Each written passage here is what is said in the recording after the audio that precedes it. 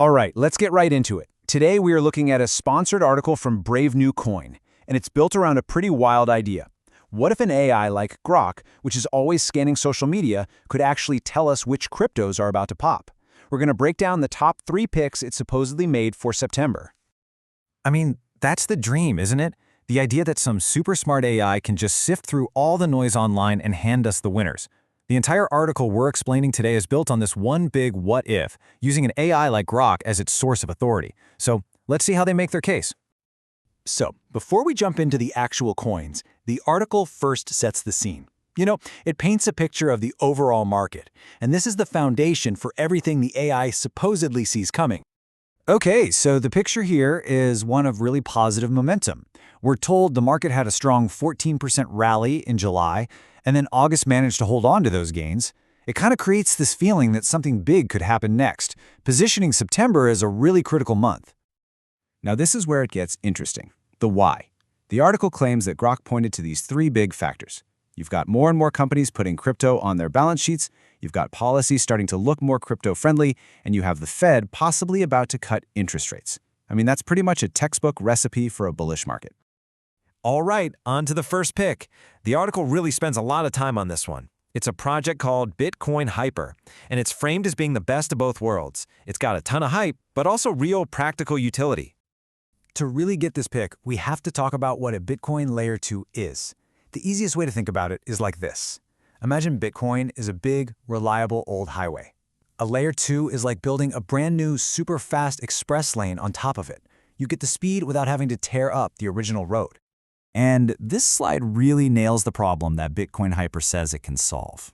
The article basically argues that, yeah, Bitcoin is king, but its network is kind of slow and clunky for modern Web3 stuff. So Bitcoin Hyper's big promise is to bring that lightning-fast, Solana-like speed and full Web3 capability right into the Bitcoin world. So how does that actually work? Well, according to the article, it's a pretty standard bridge setup. You take your original Bitcoin and lock it up.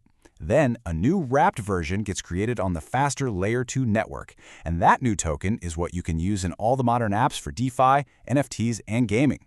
And it looks like this idea is really catching on. The article makes a point to highlight that the pre-sale for Bitcoin Hyper has already pulled in over $12 million.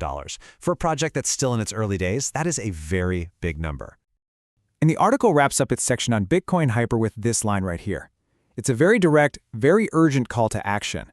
Creating that feeling of get in now or miss out, which is a classic move in pre-sale marketing. Okay, pick number 2. This one shifts gears from the nitty-gritty of blockchain tech to something more personal, security. It's for a project called Best Wallet Token, and its entire pitch revolves around this idea of self-custody. Now, to understand the appeal here, you have to get the difference on this slide. A custodial wallet is like leaving your crypto on an exchange. You're trusting them to keep it safe. A non-custodial wallet, which is what Best Wallet is, means you and only you hold the keys. The article presents this as a huge deal for security.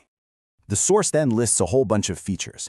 You've got high-end security tech, but the thing that really stands out is this pre-sale aggregator, which apparently lets you discover and buy into new meme coins right inside the app.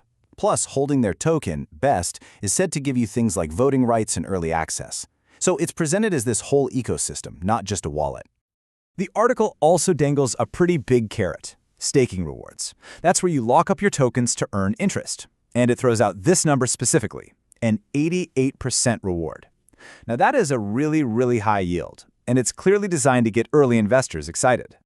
And now for the third and final pick. This one's different. Unlike the first 2, which are brand new pre-sale projects, this one is a big, well-known name, Solana. The angle here is that this established player is basically coiled and ready for a huge breakout. And to back that claim up, the source points to a prediction from a popular trader on X. This trader suggests Solana could see a 45% jump from where it is now, aiming for a price target of $300. So that puts a very specific, very juicy number on the table. So, what's behind all this optimism? According to the article, it boils down to 2 main things. First, more big companies are apparently adding Solana to their treasuries. And second, there's a ton of excitement building around a potential Solana ETF, which would make it super easy for traditional investors to get in on the action. Just how much excitement are we talking about? Well, the article cites a prediction market, Polymarket, where the odds of the SEC approving a Solana ETF this year are supposedly sitting at over 99%. An ETF would, in theory, just open the floodgates to a wave of institutional money. So, there you have it. We've got two pretty speculative pre-sale projects and one established heavyweight. Let's pull it all together and see what this Grok strategy actually looks like. So here's the whole portfolio laid out. The article is basically presenting a blended approach. You have two high-risk, high-reward pre-sale gems going after various specific problems, and then you balance that out with an established player, Solana, that it claims is ready to run. It's really classic barbell strategy, a couple of wild bets on one side and a much safer bet on the other. Okay, now this might just be the most important slide of the entire explainer. Way at the bottom of the source article is this disclaimer. It says, very clearly, this is content from a third party. Brave New Coin does not endorse it, and you are encouraged to do your own research. It's a huge reminder that what we've been looking at is sponsored content. And that really leads us to the final question we should all be asking. The whole article is framed as Grok's picks, but it's published as a sponsored post. So you have to wonder, when an AI is used to deliver a financial message like this, are you really hearing the cold, hard data from a machine, or are you just hearing a very clever marketing pitch written by a human? Definitely something to think about.